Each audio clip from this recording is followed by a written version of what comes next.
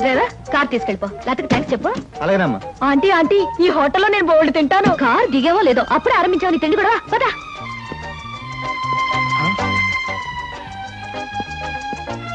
Hello Sita, welcome welcome. నీకోసం 10 నిమిషాల నుంచి వెయిట్ చేస్తున్నాను. ఇదే లండన్ లో అయితే నిమిషానికి 100 పౌండ్లు విలువ ఉంది. అంటే 1000 పౌండ్లు వేస్ట్ చేసాం అన్నమాట. మందంతా ఫారెన్ పంక్చువాలిటీ. ఐఎమ్ సారీ, సమయానికి మా కార్ లేకపోవడం వల్ల మా ఫ్రెండ్ కార్ లో రావాల్సి వచ్చింది. నాతో పాటు నా ఫ్రెండ్ తమ్ముడు బుజ్జి వస్తానంటే తీసుకొచ్చాను. అబ్బాయి అమ్మాయి ముచ్చటగా కలుసుకునేటప్పుడు మధ్యలో ఈ బుజ్జీలు బజ్జీలు ఎందుకండి? వస్తానంటే రావద్దనటం బాగుండదని తీసుకొచ్చాను. కమాన్ కమాన్.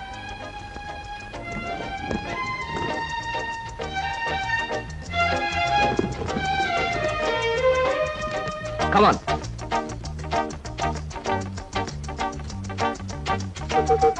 సాధారణంగా ఇలాంటి చిన్న చిన్న రెస్టారెంట్స్ రాను నేను. కాకపోతే ఇది మా చిన్ననాటి స్నేహితుడిది. వాడు ఫీల్ అవుతాడు రాకపోతే. Excuse me sir. Hello mister James. Sorry sir, నా పేరు జేమ్స్ కాదు. ఫేస్ చూస్తే అలా అనిపించింది. మీ పర్ఫెక్ట్ రాలేదా? ఈ పూట రాలేదు సార్. రాస్కెల్, వాడికి బద్ధకం మరీ ఎక్కువ. చిన్నప్పుడు ఇలాగే స్కూల్ కూడా వచ్చాడు కాదు. ఇప్పుడు బిజినెస్ కూడా సరిగ్గా చూసుకోవట్లేదు అనమాట. It's all right. Me order ఏమిటి సార్? ఇలాంటి సాధారణమైన ఇండియన్ స్టఫ్ అంటే నాకు ఇష్టం ఉండదు. ఓ స్పెషల్ టీ తెచ్చి పెట్టారు. What about you? You order something? మీరు టీ తీసుకునేవాళ్ళు, నేను మాత్రం తిండిపోతాను అనుకుంటున్నారా? నాకేం అక్కర్లేదు, టీ ఆర్డర్ చేయండి. అమ్మయ్యా, బ్రతికానరా దేవుడా. అసలే డబ్బులు తక్కువగా ఉన్నాయనుకుంటున్నాను. నీకేం కావాలి బుజ్జి? చిన్నపిల్లలు ఏం తింటారు? అతను కూడా టీ చూద్దాం. 3 టీ. నో అంకుల్, నేను బాగా తింటాను. హోటల్లో కనపడిందలా తింటే ఆరోగ్యం పాడైపోతుంది. పాడైతే డాక్టర్లు ఉన్నారుగా, నేను తినడం తింటాను. ఫోన్లేండి, తనకేం కావాలో ఆర్డర్ చేయండి. ఓకే. ఆర్డర్ చేయ బుజ్జి. Chicken fry, mutton fry, tandoori chicken, సరే. చైనీస్ నూడిల్స్, ఇంకా? జింజర్ ప్రాన్స్, ఇంకా? చికెన్ రోస్ట్, ఇంకా? అన్ని తింటా.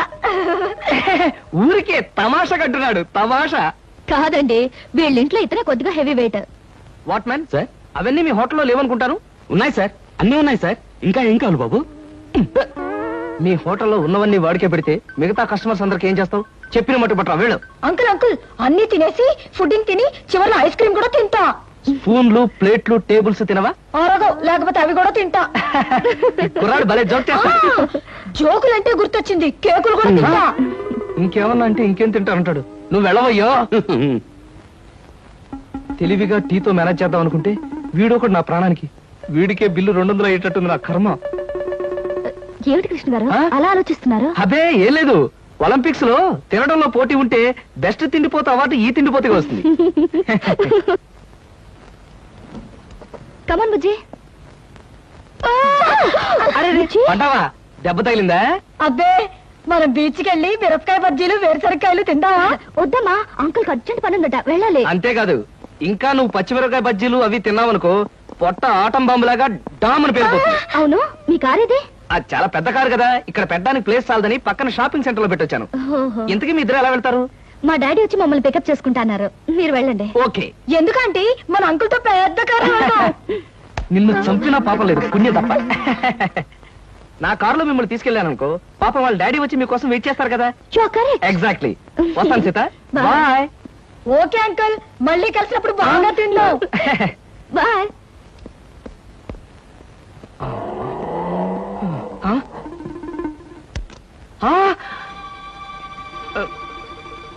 నువ్వా? ఏమిటో ఎక్కడున్నా? మీరా సార్? నేనే కనపడ్డానా? అది సరే, మీ ఫ్రెండ్ ఎవరో ప్రమాదంలో ఉన్నాడు, హాస్పిటల్ వెళ్ళాలన్నా? అదే సార్, అప్పుల వాళ్ళు ఇల్లు వేలం వేస్తుంటే ఆ ప్రమాదం నుంచి వాడిని రక్షించడానికి వచ్చానమాట. వస్తాను సార్.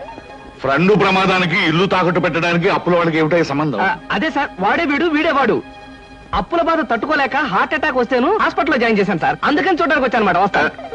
అలాంటప్పుడు నువ్వు హాస్పిటల్లో ఉండాలి కానీ హోటల్ దగ్గర ఉన్నావేటయ్యా? అదే అదే వాడికి హార్ట్ అటాక్ వచ్చిందని వాళ్ళ చుట్టాలందరూ చూడడానికి వచ్చారు, వాళ్ళని పరామర్శించడానికి ఇక్కడికి వచ్చానమాట. వస్తాను సార్. ఏమిటోనయ్యా నువ్వు చెప్పేది వింటుంటే నాకు అంత తికమగ్గా ఉంది. నాకు తికమగ్గానే ఉంది సార్. వస్తాను సార్. సరే, మరి ఎందుకు అతను గండం గడిచేట్టే కదా? ఈ పూట గండం గడిచినట్టే సార్. వస్తాను సార్. వెళ్ళు వెళ్ళు, నీకోసం ఎదురు చూస్తూ ఉంటాను. ఓకే. Hello uncle. హలో.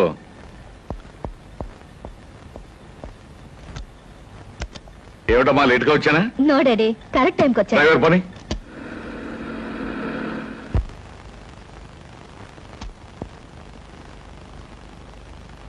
ఇదేంటి బాబు గారు, పాత పేపర్లు తోకానికి వేసుకునే వాళ్ళ కట్టంతా ముందేటి కూకున్నారు? మరేం లేదురా, నెల రోజుల పాటు నేను దేశంలో లేను కదా, నేను లేనప్పుడు మరి దేశంలో ఏం జరిగిందో తెలుసుకోవాలిగా. మొగుడు కావలను మొగుడు కావాలనని ఎవరో పిల్ల పేపర్లో ప్రకటన ఇచ్చిందిరా. మరి బరిదగించే రకలాగా ఉంది. లేకపోతే మూడు కావాలని పేపర్లో అడ్వర్టైజ్మెంట్ ఇస్తుందా? దీన్ని కాదురా, దీన్ని కన్నా గాడిదున్నాడే వాడికి పెట్టాలి గడ్డి. గాడిద గుర్రం అనేకండి బాబు. ఏ తిడితే అవి బాధపడిపోతాయంటావా? నిజమేలే, ఇలాంటి పిల్లని కన్నవాడు వాటికంటే దరిద్రుడై ఉండాలి. ఆడపిల్ల పెళ్లి చేయలేని చవట, దద్దమ్మ, సన్నాసి. బాబు మీకు దండం పెడతాను, తిట్టకండి తిట్టకండి. తిట్టడం కాదు, ఈ చీంబోతు వెదవని 10 మంది చేత చీకొట్టించినా తప్పులేదు. ఇంతకీ ఎవరి పిల్ల? సీత ఎంఏ. సీత ఎంఏ కొంపదీసి మన అమ్మాయి కాదు కదా? ఖచ్చితంగా మీ అమ్మాయినండి. అందుకే కదండి ఆ పిల్ల తండ్రిని నోటికొచ్చినట్టు బూతులు తిట్టొద్దని బతిమాలకున్నది. ఇప్పుడు మీరే కదా ఆ దరిద్రుడు, చండాలుడు. ఇంకోటి ఏంటంటే భలే తమాషాగా ఉంది అదే. నోర్మై, నీకు తమాషాగానే ఉంటుందిరా. అమ్మాయి చేసిన పరువు తక్కువ పనికి నా గుండె మండుకుపోతుంటాను. అమ్మాయి సీత, సీత ఏమిటండి ఏమైంది? ఏమైందా? నీ కారణంగా నా పరువు బజార్ను పడిందే. ఏమిటే ఈ ముదనష్టమైన అడ్వర్టైజ్మెంట్? మూడు కావాలని ఇంటర్వ్యూ పెట్టావా? ఇంటర్వ్యూ పెట్టడం అయింది, నాకు నచ్చిన వాడిని సెలెక్ట్ చేసుకోవడం కూడా అయ్యింది. ఏమిటి, నీ కాబోయేవాడిని నువ్వు సెలెక్ట్ చేసుకున్నావా? మీ అమ్మతో పాటు నేను కూడా జాయింట్ గా చచ్చాను అనుకున్నావా? డాడీ, పెళ్లి పేరుతో పెద్దవాళ్ళకి ట్రబుల్ ఇవ్వడం పాత పద్ధతి, నచ్చిన వాడిని పెళ్లి చేసుకోవడం కొత్త పద్ధతి. మీరేం వరి అవ్వకండి, మీకు మహారాజు లాంటి అల్లుని తీసుకొస్తాగా. బాయ్.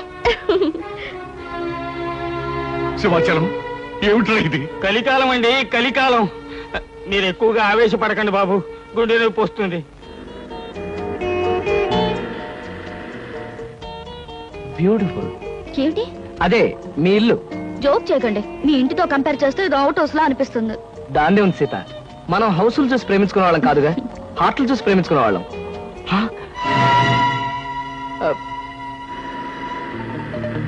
అదేమిటి, ధనలక్ష్మి ఏజెన్సీస్ ప్రొపరేటర్ కోటేశ్వరరావు గారిని బోర్డు ఉంది. ధనలక్ష్మి ఏజెన్సీస్ అనే ఒక చిన్న కంపెనీకి ప్రొపరేటర్ కోటేశ్వరరావు గారు మా నాన్నగారు కనుక. సీత, సీత, నాకు అర్జెంట్ గా అపాయింట్మెంట్ ఒకటి గుర్తుకొచ్చింది.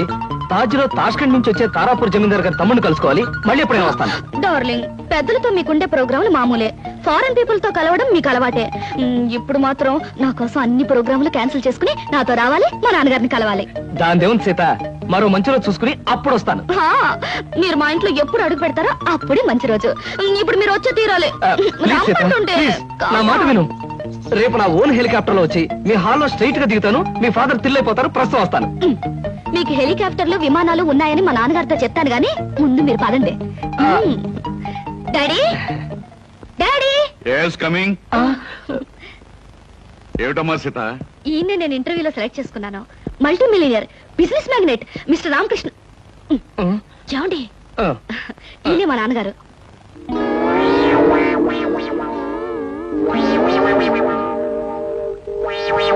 నాకు తెలుసమ్మా.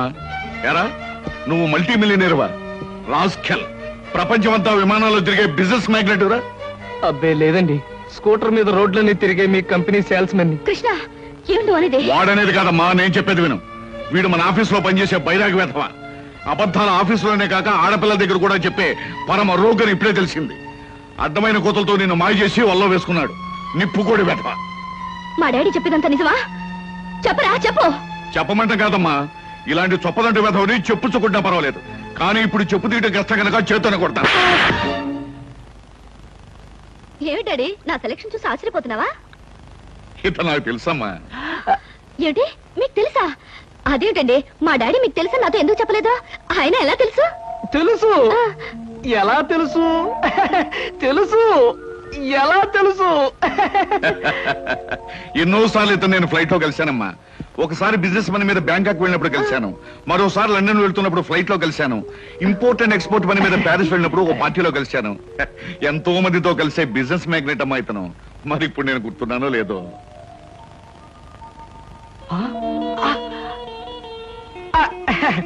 గుర్తు లేకపోవడం ఏంటి మిస్టర్ కోటేశ్వరరావు? అంటే నా పేరు కూడా గుర్తుందన్నమాట. ఒకసారి ప్యారిస్ పార్టీలో మీరు నా మీద షాంపియన్ ఒలకపోస్తే నా 50,000 రూపాయల నీటైన సూట్ కాస్త పాడైపోయింది. ఒకసారి చికాగోలో అనుకుంటాను మీరు ఫ్లైట్ మిస్ అయితే నా ఓన్ ఫ్లైట్ లో మీకు లిఫ్ట్ ఇచ్చినట్టుగా గుర్తు. Am I right? అవునవును, అప్పుడు నాకు లిఫ్ట్ ఇచ్చింది మీ ఫ్లైట్ లోనే కదా? ఎగ్జాక్ట్లీ. Correct correct.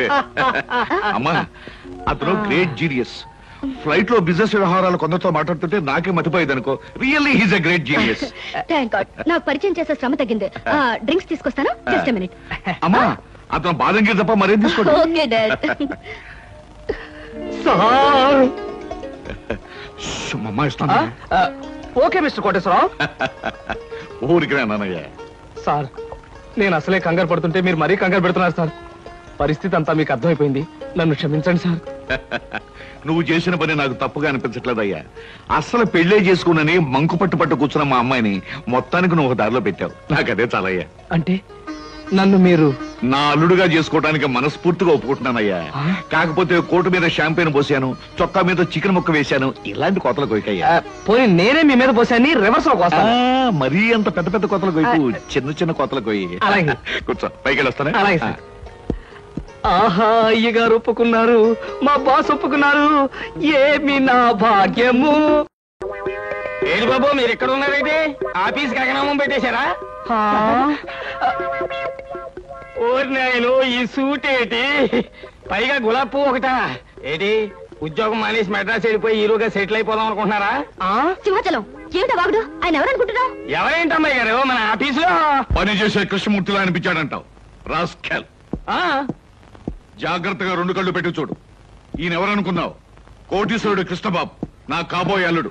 కాస్త పోలికలు కనిపించేసరికి ఆఫీసులో ఉండే ఆ బడుద్దాయి అనుకుంటున్నావు అయ్యింది. అయ్యో బాబోయ్, తమరు చెప్పేకి తెలిసిందండి, నేనే పొరపాటు పడ్డాను, నన్ను మన్నించండి బాబు. It's all right. ఎండలో తిరిగి కళ్ళు బయర్లు గమ్మిని ఇష్టం వచ్చినట్టు మాట్లాడినట్టున్నావు. ఇదే ఏ న్యూయార్క్ లోనో డెట్రాయిట్ లోనో అయితే పక్కనున్న వాడి జేబులోంచి పిస్టల్ తీసి డమాలను కాల్చి పారేసి ఉండేవాడిని. బట్ ఇది మా కాబోయే మామగారి ఇల్లు కాబట్టి నిన్ను క్షమించి వదిలేస్తున్నాను. చాలా సంతోషం బాబు, చాలా సంతోషం. అయినా నేను ఎదవని కాకపోతే మా ఆఫీసులో పనిచేసి ఆ కిట్నగాడికి మీకు పోలిగేడి చెప్పండి. తమరు బాగా మగ్గిన బంగిన పెళ్లి మామిడి పండులో ఉన్నారు, అది కాల్చిన వంకాయలా ఉంటాడండి. ఇప్పుడు తెలుసుకున్నాడు, మీరేమనుకో. నువ్వు చేసే న్యూసెన్స్ చాలు గానీ ఇక్కడి నుంచి వెళ్ళు. తీసుకోండి. Thank you. తాజులో నా ప్రోగ్రామ్ మిస్ అయిపోతుంది. వస్తాను Sita. Bye uncle. Bye. What daddy, ఏమంటారు? నాకు అన్ని విధాలా నచ్చిన వాడిని సెలెక్ట్ చేసుకున్నావమ్మా, చాలా సంతోషం.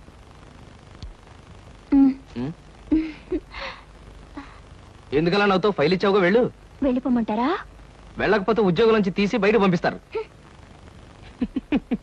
ఏంటండి బాబు, ఈ మధ్యన మోహిని పిశాచం పట్టిన వాళ్ళ మహావసారగా ఉంటున్నారు, ఏడు సంగతి? సంగతి ఏదైనా సింహాచలం, పిశాచం పెట్టిందని దెయ్యం పెట్టిందని నువ్వు నన్ను అంటాం ఏమీ బాగలేదు. మరేం లేదు బాబు, ఆ మధ్యన పిశాచం పట్టిన మా బావమరిది మేనలుడు ఒకడు 3 రోజులు మీలాగే చాలా హుషారుగా ఉండి 4వ రోజున నడి రోడ్డు మీదే ఢమాల్ నెత్తురు కక్కుకుని పోయాడు బాబు. అందుకని అరే అమ్మాయి గారు వచ్చారే. మై గాడ్, సీత ఇక్కడికి వస్తుందా? Good morning madam. Good morning అమ్మాయి గారు. Good morning madam. Good morning. Good morning madam. Good morning.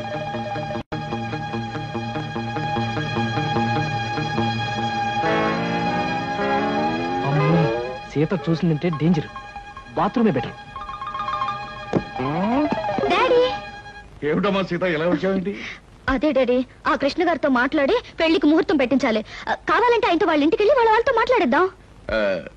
వాళ్ళ ఇంటికి మనం వెళ్ళడం పద్ధతి కాదమ్మా. నిన్ను చూసుకోవడానికి వాళ్ళ తల్లిదండ్రులు మన ఇంటికి రావడమే మర్యాద. మర్యాదలు ఏమిటో మంచి చెడ్డలు ఏమిటో నువ్వు చూసుకో. త్వరగా పెళ్లి విషయం సెటిల్ కాకపోతే ఆయన ఈ దేశం ఆ దేశం అని వెళుతూ నా సంగతే మర్చిపోవచ్చు. అన్నట్టు నా ఫ్రెండ్ ఇంట్లో ఇవాళ పార్టీ ఉంది, నేను వెళ్ళేస్తాను. బాయ్. బాయ్.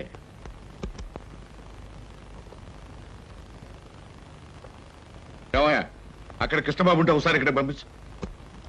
పంపించడం ఎందుకు సార్, నేనే వచ్చేసాను.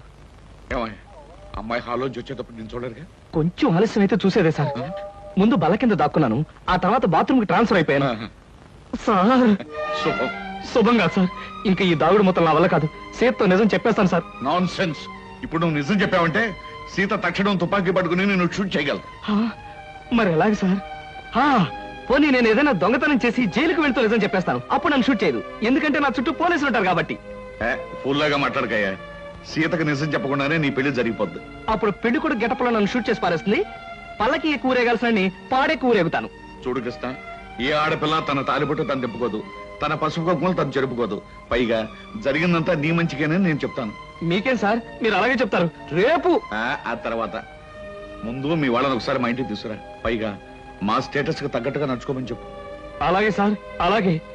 కానీ నాకేదైనా కష్టం వస్తే మీరే కాపాడాలి. ఇద్దరం కలిసి బయటపోదామయ్యా. సరే? ఆ, చెప్పింది నిజమే. మీ అందరూ కోరసులు అలా ఆశ్చర్యపోకండి. నేను చెప్పింది నిజమే. మా బాస్ కోటేశ్వరరావు గారు తన కూతుర్ని నాకిచ్చి పెళ్లి చేయబోతున్నారు. అమ్మాయిని చూడడానికి మనం అందరం అక్కడికి వెళ్ళబోతున్నాం. ఎంత శుభవార్త చెప్పారా! హిందుస్థానీ మాల్ కలిసి కర్ణాటక మలై మార్తరాగం కలిపినంత ఆనందంగా ఉందిరా నాకు. మన కృష్ణ అదృష్టవంతుడని నాకు ఎప్పుడో తెలుసండి. అబ్బా, అదృష్టం గురించి తర్వాత మాట్లాడదాం, ముందు బయలుదేరండి. అలా ఎక్కడికి రా అలా బొచ్చు పీకిన కోళ్ళగా రెచ్చిపోయి పరిగెడుతున్నాం? ముందు నేను చెప్పేది వినండి. పెళ్ళైన తర్వాత మాట ఎలా ఉన్నా ముందు మనం కొంత స్టేటస్ మెయింటైన్ చేయాలి. నేను చేస్తాను రా. ఏంటి చుట్టతోడా? ఛీ! ఆ స్టేటస్ దృష్టిలో పెట్టుకుని మీ అందరికి కొత్త బట్టలు తెచ్చా. నానా, ఈ సిల్క్ బట్టలు నీకు. నేను చెప్పలేదే, వీడికి పితృభక్తి ఎక్కువ. ఒరేయ్, నేను ఈ బట్టలు వేసుకుంటే మంగళంపల్లి బాలమురకృష్ణలా ఉంటాను రా. శబాష్. ఒరే బాబ్జీ, ఈ బట్టలు నీకు. ఆహా, ఈ బట్టలు వేసుకుంటే దొంగ మొగుళ్ళో మా బాస్ చిరంజీవిలా ఉంటాను. ఎలా ఉన్నా అవి ఈ పూట వరకే. ఎందుకంటే అద్దెకి తెచ్చారు. ఒరేయ్, సాయంకాలం అలా క్లబ్ దాకా వెళ్ళడానికి నాకు ఛాన్స్ ఎవరా? ఎందుకు? వాటిని ప్యాకెట్లో తాకట్టు పెట్టి ఇంటికి పేపర్ అడ్డం పెట్టుకు రావడానికే? అదేం కుదరదు. పితృద్రోహి. సర్లే అమ్మా, ఈ పట్టుచీర మాత్రం నీకు కొని తెచ్చాను. మా నాయనే నా బంగారు తండ్రివిరా. అబ్బాయి, మన నడిపోమంటావా? అలాగే.